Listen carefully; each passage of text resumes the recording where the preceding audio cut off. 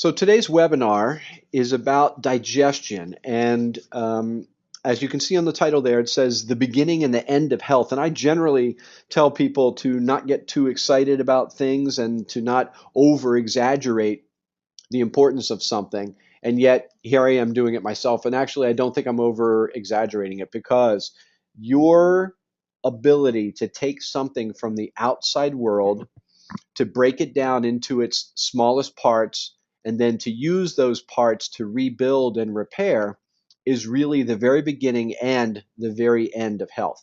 It just is that simple. And, throughout time, there has sort of been a bit of an argument about how we developed as a species.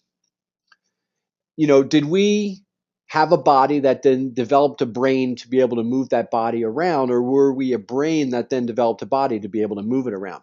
And the truth is, neither of those things. We actually are a gut that then developed a brain and a body. And your gut is absolutely your first brain. When you hear someone say, "Oh, I had a gut feeling about that," there's actually some logical, physiological sense to that saying. Um, your gut really is your first brain. So here are a couple little fun facts.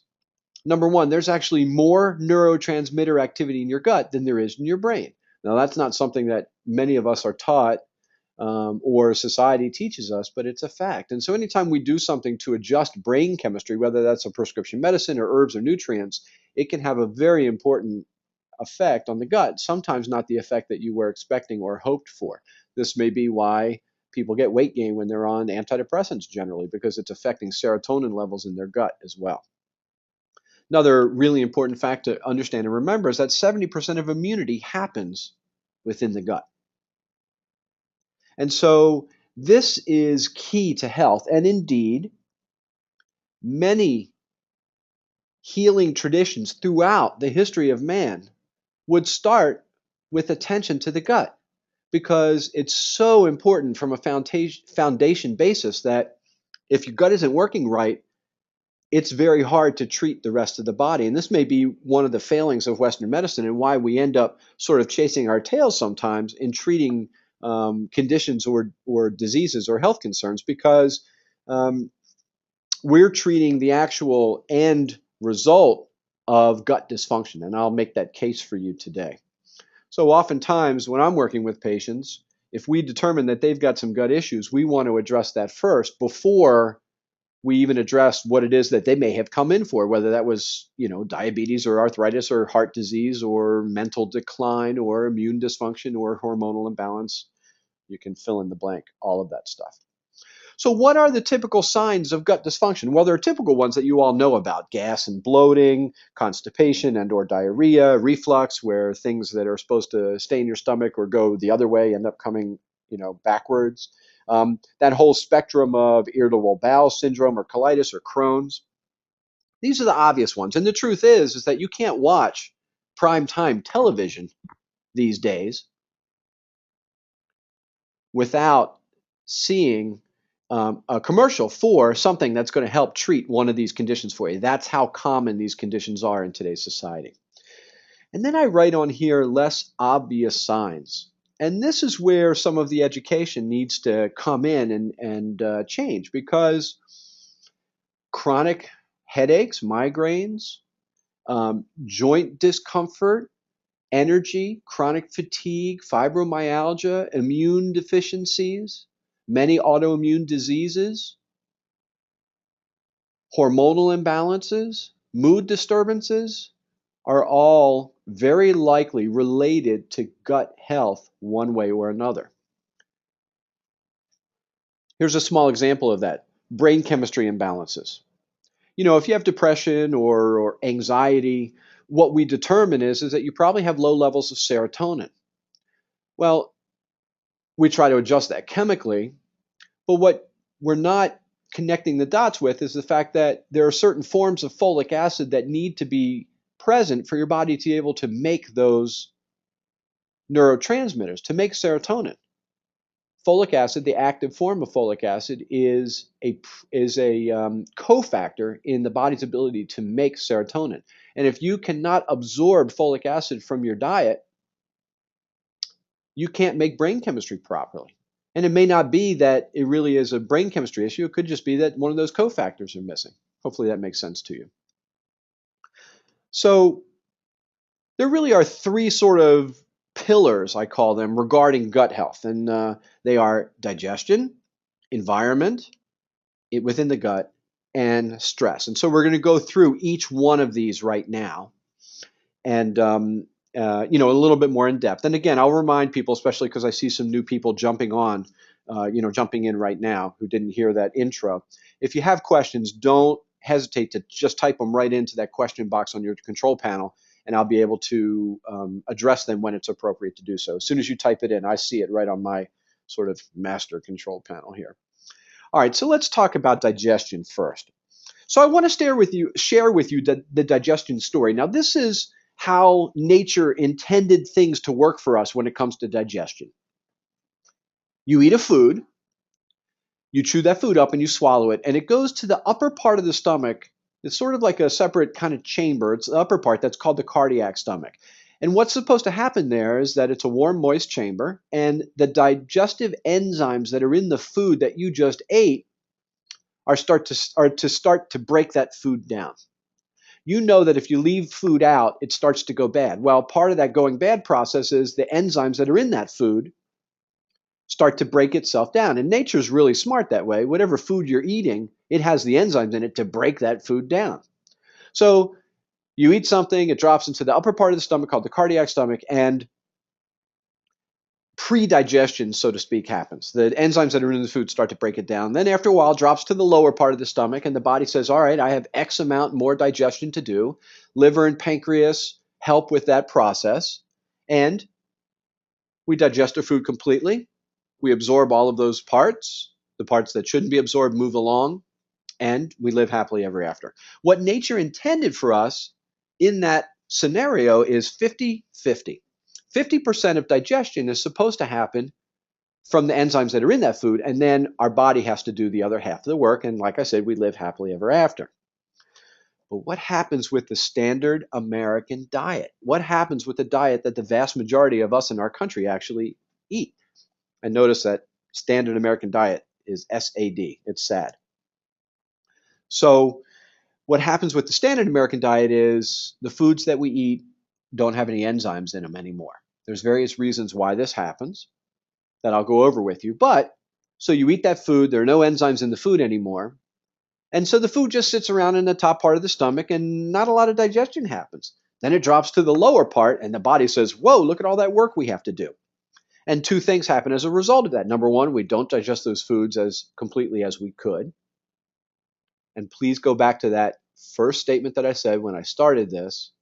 Your ability to break things down from the outside world into their smallest parts to absorb them to use to build and repair is the very beginning and the very end of health. The other thing that happens is you stress your pancreas and your liver, who have to overwork on digestion, and you use up materials that your body could be using in other places as well. That's the digestion story. That's the way it's supposed to happen. So you can sort of think of it this way. You have an enzyme bank account, and your body wants to use enzymes for every single chemical reaction that happens in your body.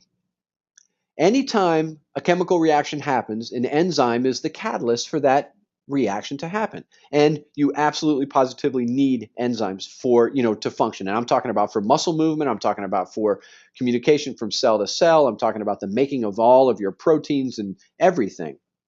So you have sort of an enzyme bank account. If you want to make withdrawals from the bank account, then eat foods that don't have enzymes in them. Then your body has to make more of the digestive enzymes, which are large molecules that use up a lot of material, which then leaves the body lacking in being able to make other enzymes. So if you want to make withdrawals, these are the things that beat up the enzymes that are in the food that you're eating. Number one, cooking food over 118 degrees. When you heat something over 118 degrees, the enzymes that are in that food are denatured. They can't work anymore. Microwaving food, same thing.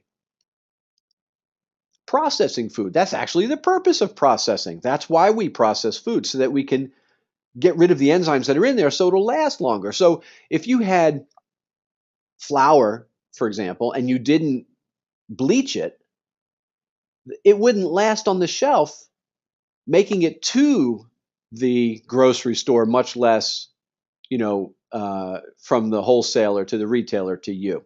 But when we bleach it, it'll sit in that bag for 4 years without going bad. That's actually the purpose of processing. Drinking carbonated beverages also beats up the beats up the enzymes that are in the food that we eat. So again, that's sort of the standard American diet right there, isn't it? What do we want to do to make deposits into our enzyme bank account? Well, we want to eat live foods, which means raw foods, foods that we aren't cooking. Now, there are many of us who probably eat fruits and some vegetables and salads that are raw, but when it comes to proteins in particular, unless you're like a big sushi fan, you're probably not eating a lot of raw proteins. So here's Jaden asking a question. How do you know what is 118 degrees when cooking something on the stove? Pretty much anything you're cooking. I mean, your body, the inside of your body is 98.6 degrees. We know that's what our temperature is, right? And so pretty much any time that you're heating something, it's over 118 degrees. It really wouldn't be cooking or heating if the temperature wasn't that high. Thanks, Jaden, for that question. So if you were, even if you're cooking something really low, it's usually 200 to 300 degrees that you're cooking it at. The other way that you can add enzymes or make deposits into your enzyme bank account is actually to take a digestive enzyme as a supplement. I don't even think of it as a supplement. I think of it as replenishment. You're actually adding back to the food what was taken out of the food because of what we do to the food with our cooking and our processing. So hopefully that makes sense to you. And I'll talk a little bit more about that supplementation in a little bit. So what are the enzymes that we're talking about? Well, there are enzymes that break down all the different components of foods. And so proteases break down proteins, and lipases break down fats, and amylases and cellulases break down sugars and starches. And the idea here is to take a protein and break it down into the individual amino acids so that you can absorb that amino acid to remake things for yourself. And so it's kind of interesting if you think of it this way. So let's imagine that you've eaten a piece of chicken. Well, that chicken came in a very specific form, and that form was dictated by the DNA that's in the cells of the chicken. And so that DNA is basically the blueprint of taking individual amino acids and putting them together in a very specific order that makes it chicken. So you eat the chicken, it goes into your stomach. Ideally, you break it down into its smallest parts, each one of those individual amino acids, and then you absorb those amino acids. And then you put them together in a different order based on the blueprint that is your DNA, and that's how it turns into you instead of a chicken. That's how it's supposed to work. And that's the same. Enzymes break down things. And so proteases break down enzymes into smaller chains of amino acids called polypeptides. And then you have another enzyme called peptidase that then breaks them down into the individual amino acids. And then you have fats and sugars and starches, and you break all those down into those individual components so that you can absorb and use those to rebuild and repair. It's kind of a neat story. I know I'm a little geek about this, but it's kind of a neat story. The other thing I want to talk about is there are different sources of digestive enzymes. You can take pancreatic enzymes, and those are the same enzymes that your pancreas makes, or you can take plant-based digestive enzymes, which are the ones that come from foods. I never recommend that somebody take a pancreatic enzyme to help with digestion, except for rare occasions. And the reason is because in your stomach, you have these little detectors that look for the pancreatic enzymes, and it's a feedback mechanism so that when the pancreas makes the enzymes, they get delivered to the stomach, and then the little receptors tell the pancreas, okay, the delivery made it here. It's like signing for the package, and you're telling the pancreas it's good, you don't need to make any more. When you put enzymes in from the outside world, you constantly, pancreatic enzymes that is, you constantly down-regulate the pancreas's ability to make the enzymes itself. And you don't want to do that because the pancreas will sort of get out of practice and its ability to then make the enzymes will start to be interfered with. And so you want to use plant-based digestive enzymes. If you're looking for a particular product, the two that I use most in my practice are a product called Similase by a company called Integrative Therapeutics, or a product called Digestion V by a company called Orthomolecular. And those are the ones that I use. I take them myself, and I'll tell you that I have taken a digestive enzyme with every meal for probably the last 18 years after, once I learned about how important it was. And it makes a huge difference in your body and how it works. Okay. Pillar number 2 has to do with the environment. So again, here are some facts. Your gut is actually part of the outside world. This is nothing more than a very complex tube that you carry around with you. And from mouth all the way down to out of your body, it's just a tube. And anything that's inside that tube is actually part of the outside world. And something doesn't become part of you until it crosses that membrane. Within that tube that you carry around, that piece of the outside world that you carry around with you, there's a whole other world that lives in there. And I mean, there's bacteria and viruses and yeast and all sorts of funguses, all sorts of things that live in there. That being in proper balance plays a very important role with digestion and gut health, and thus general health. And lots of chronic diseases that we could end up with actually can be the result of an imbalance of this part of the world that you carry around with you. And again, something really doesn't become part of you until it crosses that membrane. So you eat something, it starts to get broken down, it's still part of the outside world. There are bacteria and enzymes and all sorts of things that are playing a role with breaking that food down. Let's say you successfully digest a protein down into the individual amino acids. Those amino acids will cross that membrane, then they become part of you. Let's talk about the functions of the good bacteria. Because that good bacteria called probiotics, good bacteria, play a very important role with your health. Number one, they help with digestion.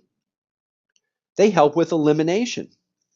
The actual bulk of a stool, half of it is made up of the dead cells of the good bacteria running through their life course, right? They help protect against negative things growing within your gut. So all of us have bad bacteria, we have viruses, we have yeast growing in our gut. And if we have a proper makeup of the good bacteria, then it keeps a check on the bad things. In other words, they patrol the neighborhood and they keep the neighborhood the way they're supposed to be. Keeps the thugs from moving in. The good bacteria can even make some of our nutrition for us, like vitamin K. Okay, so what are the factors that can affect the good bacteria or beat up the good bacteria within your gut? Far and away, the biggest one are antibiotics. And there are many women who have had, many people, women especially, who have had the experience of taking an antibiotic and getting a negative effect from beating up the good bacteria. Sometimes it can be gut health. You can get diarrhea when you take an antibiotic.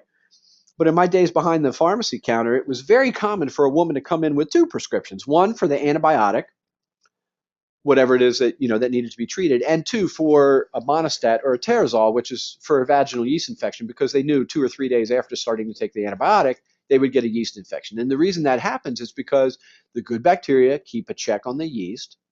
They keep them out of the neighborhood. You do something that beats up the good bacteria, and the yeast come out and they have a party. They overgrow and then they show up somewhere in the body. It could be vaginal yeast infections. It can be thrush or, that white coating in the mouth. It can be jock itch or athlete's foot. All of those things, actually, the source of that is actually the gut. So antibiotics, big part of that. When I do a talk in the public, I always ask for for a show of hands, and I'll say, all right, everybody in here, anybody who's taken an antibiotic over the past couple weeks, raise your hand. And there might be 2 or 3 people that raise their hand. And then I say, who in here has had chicken, beef, or tap water in the past 2 weeks? And of course, almost everybody raises their hand, and almost every one of those people have had an antibiotic. When you drink tap water, what are you taking in? Chlorine. Why is the chlorine in there? To kill the bacteria. Well, it does the same thing in your gut. And when you're eating chicken and beef that are not free-range antibiotic-free, then you are also getting low levels of antibiotic. And that has a negative effect on the good bacteria. Other things that affect the good bacteria in your gut in a bad way, alcohol and caffeine. Stress plays a very big role with beating up the good bacteria in your gut. And there are other prescription medicines like the ones that cut down on acid in your stomach, or hormones, birth control pills. There's a whole bunch of other prescription medicines that can interfere with this world that is supposed to be living within your gut that you carry around with you. One other just little side note that I think is kind of interesting to point out is that has to do with the appendix. And I have found in my practice and in my talks that people that have had their appendix removed for whatever reason have a tendency to have a harder time maintaining the good bacteria that's in their gut. And there's a very good reason for that. You know, when I was in pharmacy school, and I graduated from pharmacy school in 1985, we were actually taught in anatomy class that the appendix is an organ that evolution was making not needed anymore. And of course I believed it at the time, and I've actually come to understand that that's sort of like the ultimate in medical arrogance. It's like that thing that says, well, if we can't figure out what it does, it must not have a role. Makes me think of that Brady Bunch episode where Greg bought a new car. I bought a used car, and he took the motor apart and then he put it back together, and he had 3 extra parts, and he shrugged his head and said, I guess they weren't needed anymore. That's the way it is with the appendix. The appendix actually has a very important role in our health. It is a reservoir of bacteria. It is one of the ways that the body can work to re-inoculate the gut with the good stuff when there's an imbalance. And people who have had the appendix removed because they had to or not. I mean, I can't tell you how many patients I've had that, they were opened up for another reason, whether it was a gallbladder surgery or something else, and doctors said, well, while we're in here, we'll just take this appendix out because it's just going to cause problems down the road. Those people have a harder time maintaining their digestive health. Another just little side note about this also has to do with birth and vaginal birth versus a C-section. Now, I'm not bashing Western medicine here. Truth is, one of my children wouldn't be here today if it wasn't for the availability of a C-section. But when you come into this world through natural means, you actually pick up bacteria from mom that help inoculate your gut with the good stuff. And when you're born through a different route, you have a harder time starting out life with the good bacteria. And oftentimes, people that have been born through C-section may have more difficulty with gut issues, inflammation, allergies, that sort of thing, food sensitivities as they get older. Just sort of interesting little tidbit there. So how do we replace the good bacteria? A couple different ways. One is through our food. And so if you eat fermented foods like yogurt or cheese or sauerkraut or tofu or, there's a whole bunch of different foods that are fermented, you pick up good bacteria that way. And you can supplement with it. And my experience is that once there is an imbalance, it's hard to get it fixed from food alone. Because, for example, yogurt does have acidophilus, which is one of the strains of bacteria that your gut wants, but not appreciable amounts of it.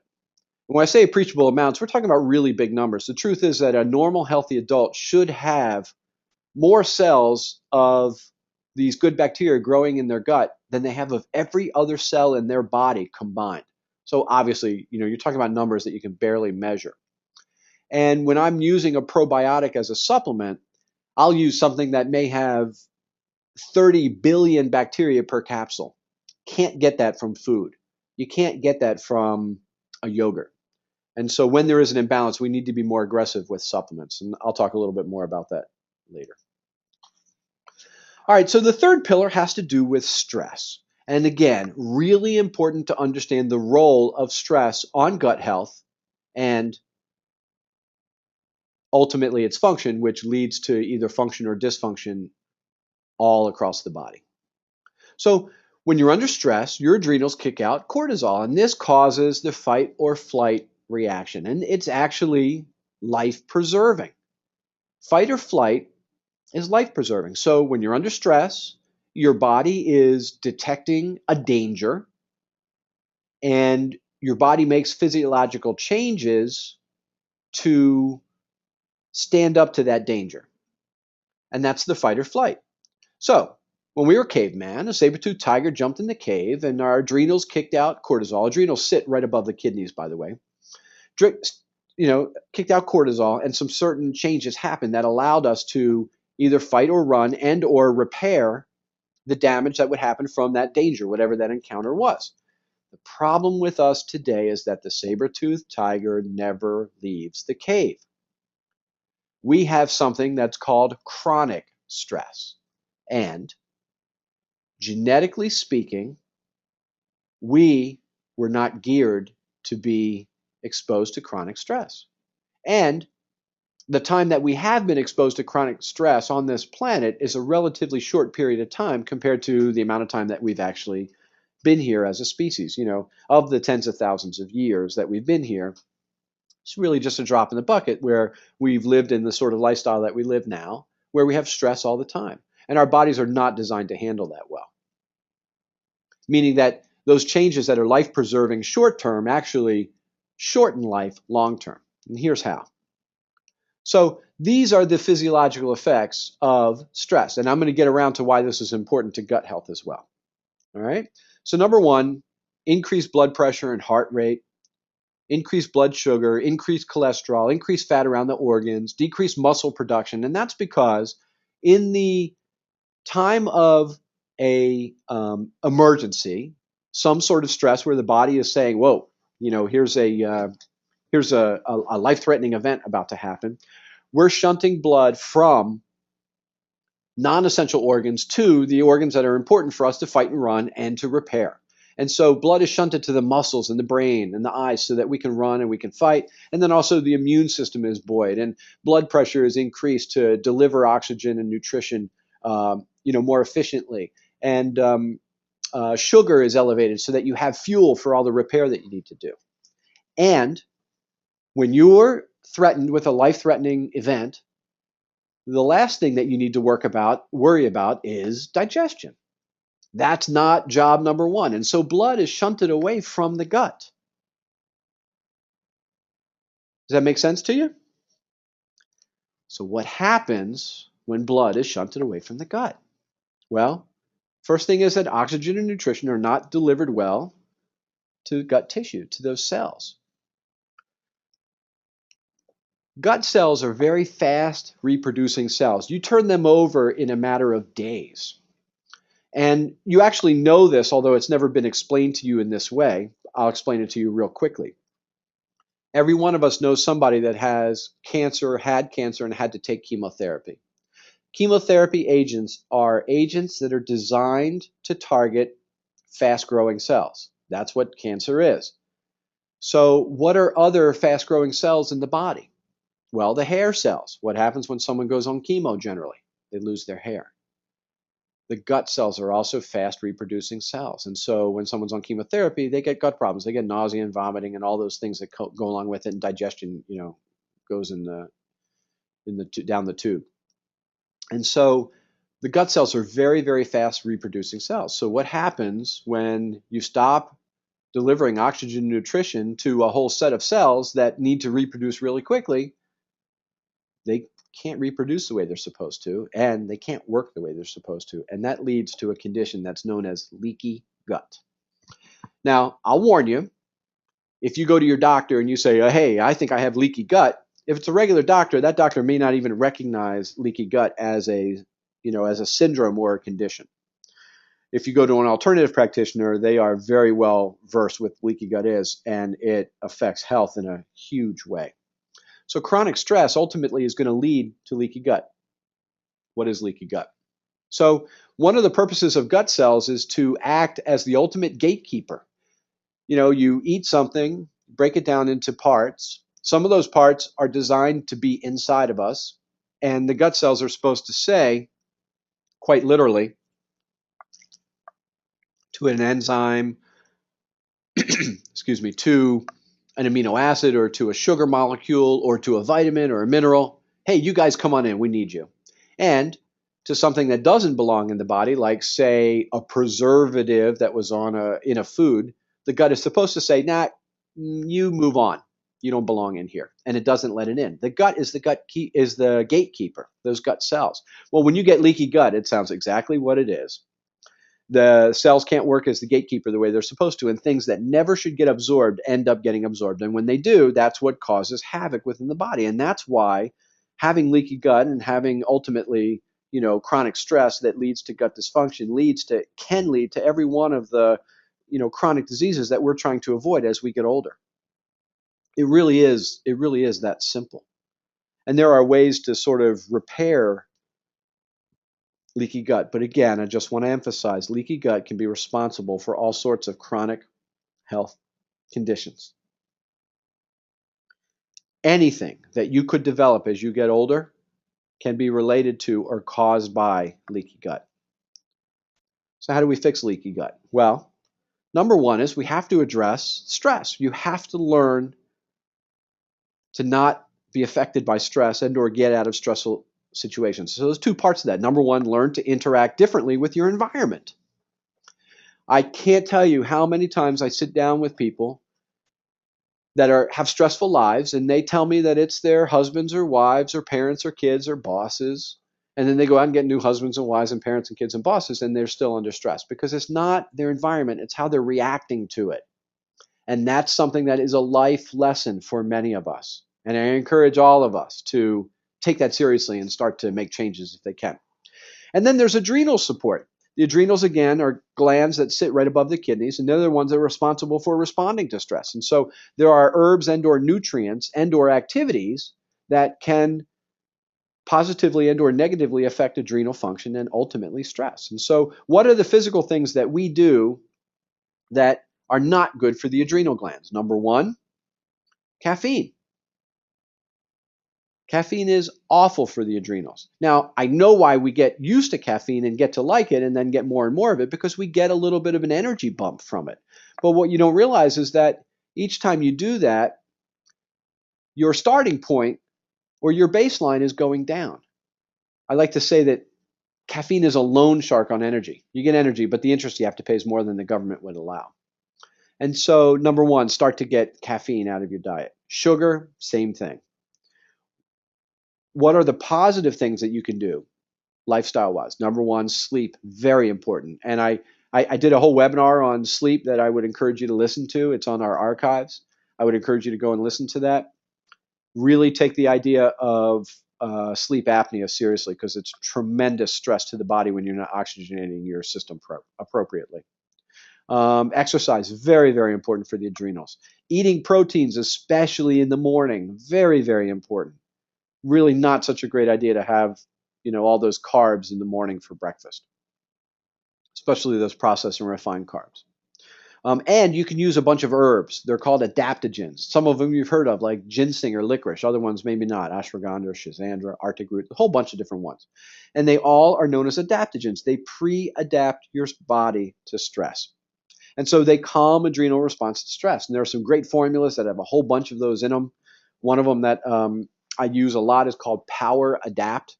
And boy, if you're under chronic stress and you haven't done anything to try to address it physically, you get on this Power Adapt formula and you're going to just love life. You'll be amazed at how much better you feel, how much better you sleep, how your mood changes, and ultimately that affects every function in your body. Balancing the bacteria, very, very important. And again, that has to do with supplementation and avoiding the things, if we can, that cause an imbalance. So, sometimes you have to be on an antibiotic. And if you do, you need to be really aggressive with taking a probiotic. The one I use most often is by a company called Healthy Origins. They're very ingenious in the naming of their products. This one is called Probiotic. It's a shelf-stable formula, which means it does not need to be refrigerated. It has 30 billion bacteria per capsule, guaranteed at time of expiration. That's a very important distinction. Many products out there will say, hey, we've got 10 billion bacteria per capsule. But what they mean is at time of manufacture. But by time it makes it from the manufacturer to the wholesaler to the retailer to you, many times there's nothing live in that capsule anymore. This one by Healthy Origins is guaranteed, and I've seen the studies proving that at time of expiration it still has 30 billion live bacteria. The last thing is that it's a multi-strain formula. It has a bunch of different strains, 7 or 8 different bacteria in there. And that's really important as well, because there's not just one bacteria that lives in your gut. There's a whole host of them. And we want to make sure that we try to address that appropriately. And then number three, rebuild and repair the tissue that's in your gut. And we do that with certain herbs or nutrients. There's an amino acid which is called glutamine, and you get this from your diet. Any animal protein that you eat has some glutamine in it. Or if you take a protein shake, like a good quality whey protein, look at the makeup of the amino acids, and you'll see that in 20 grams of whey protein, you can get 2 to 3 grams of glutamine in there. Glutamine is fuel for the gut cells to reproduce properly. It's the easiest way to understand it, simplest way to say it. Glutamine is fuel for the gut cells. And so oftentimes, if I have people that have gut issues and/or we're talking about leaky gut, we get them on a pretty aggressive dosage of glutamine and things start to repair really quickly. Now, this also goes for people that have that whole spectrum of irritable bowel all the way to Crohn's. I've had tremendous turnarounds in people once they start to address this. Aloe vera is very soothing and repairing to the tissues. Licorice is an herb that helps tell the stomach to make its own protective lining. So there are products that have combinations of glutamine, aloe, and licorice in it. There's actually a medical food that we use a lot that's called Inflammacor that has a good source of brown rice protein as well as all the nutrients to help get gut back into shape. And so sometimes I will use that and a super potent probiotic called Probiotic 225 that has 225 billion bacteria per little pouch of it. And I'll have them use that medical food with that pouch of probiotics for 2 to 4 weeks. And that will really get gut working properly. Then all the other things that we want to do are much more effective. If someone takes a multivitamin and gut is not working properly, they're not going to absorb that multivitamin. And they're not going to get the vitamins from their diet the way they should. Hopefully that makes sense to you. So, in review, and now would be a good time to type in any questions if there are some things that I didn't cover or I brought up some questions for you. In review, you need to have the ability to break down food for building and repairing. That is the very beginning of health, and that is the very end of health. There are a whole host of things that can interfere with that process, as we talked about. Cooking and processing foods, eating the standard American diet, habits and or substances that beat up the good bacteria that's in your gut. Stress plays a very important role with interfering with that process, and it needs to be something that we get under control right away. And then thirdly, supplements like digestive enzymes and probiotics can be very, very helpful. The last month's webinar was about this concept that I have that's called the Essential Six. The 6 things that every one of us need to take on a regular basis to get our genes to express themselves in a proper way and to avoid getting all the diseases that we're looking to avoid as we get older. And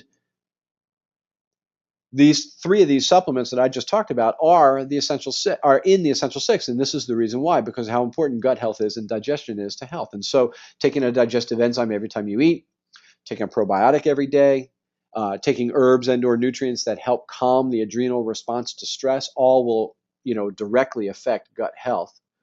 Let's see. So we've got some questions coming in now. Here's one from Chris that says, what's the name of the supplement you mentioned for stress? Okay, good question. So there's a whole host of different ones. The one I use most often, and I think is a great place to start for people, is called Power Adapt by a company called Natura. And it's a great combination of a bunch of different herbs that all help calm the adrenal response to stress. And so, and I tell people, you want to be willing to take it for a couple months and evaluate how you feel. But far and away, I get people calling me back within a week telling me that they're feeling better, whether that's energy, whether it's mood or sleep, or how they're responding to stress or sugar cravings. All sorts of things are related to that. And it's really an excellent product. It comes in a capsule or in a liquid. The liquid is more cost effective. The liquid tastes pretty herby. That licorice that's in there is a pretty strong flavor. Some people don't mind it. Some people can't stand it. Taking the liquid is an easier way to get a higher dose if that's what's warranted. But it comes in capsules as well. And usually I just have people start with 2 capsules, one with breakfast, one with lunch. Give that a couple weeks and see how you feel.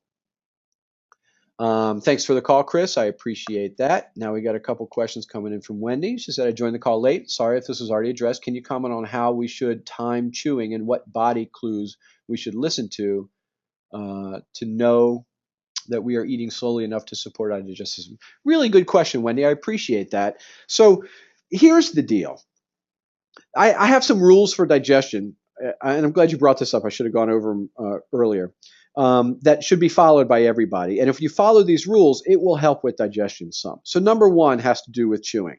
And you should chew your food. Now, I'm not like Felix Unger from The Odd Couple, where I'm going to say you should chew your food 40 times and you should count. We don't need to be OCD like that. But the fact is that you should chew your food enough so that there really isn't anything to swallow. That's how you know you've chewed enough food, that you've chewed your food enough, is that you chew it, you chew it, you chew it until it becomes, liquid, and then it just flows down your throat almost without thinking about it. And so if you're swallowing chunks of things, that's not healthy for you, obviously. Number two is don't preload your fork. Don't get your fork to don't get your fork, with your next piece of meal until you're done with what you're chewing on. Because when you do that, you have the tendency to, put that in your mouth before you're done chewing, and then you start to mess up that theory. Number three is don't drink a lot of water while you're eating, because all you're doing is diluting your digestive juices when you do that, and that can be a big problem. So you should have some fluid while you're drinking. It would be better for those fluids to be warm. So it could be tea or even just hot water with some lemon in it is great for digestion. And you should just sip on it.